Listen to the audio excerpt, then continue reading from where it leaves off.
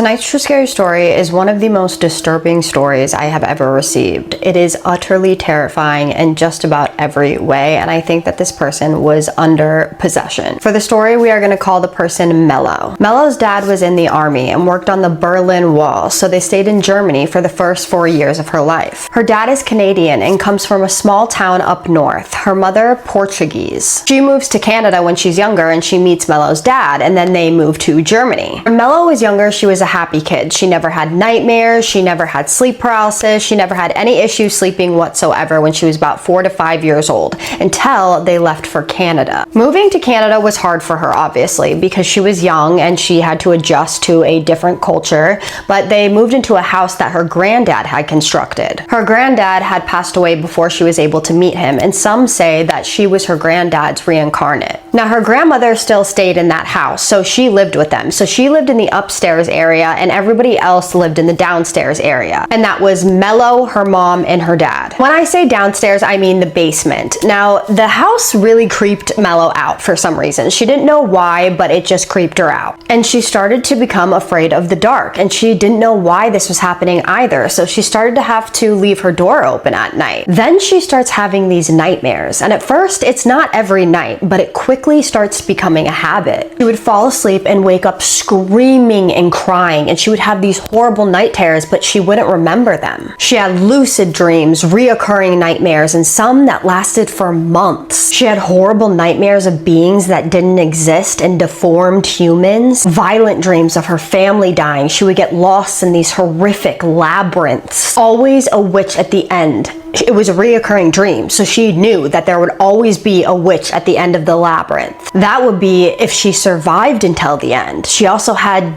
dreams of dark forces trying to take over her. And I mean trying to enter her body, and she had never seen a scary movie in her life. Her parents became worried and they were wondering why she was living through all of this. And at one point, she was terrified to sleep. She would not sleep until she couldn't take it anymore and she just passed out. And she had to stay in this very dark room, and it was so dark it had no windows in it. It was even dark with the door cracked open. Her room was like a V shape, so there was a part of her room that she couldn't see at all, and she would always hear things from that corner of the room. She said it sounded like gurgling sounds, like they were in the stomach of the house. There was this door in her room, and it led to the cold room, and that was where all of her granddad's stuff was. They also kept a lot of storage in that room. This room always scared her. It scares her to this day. It was always cold. It is still cold to this day. Sometimes she thinks that the monsters from her dreams lurked in there, waited for her to fall asleep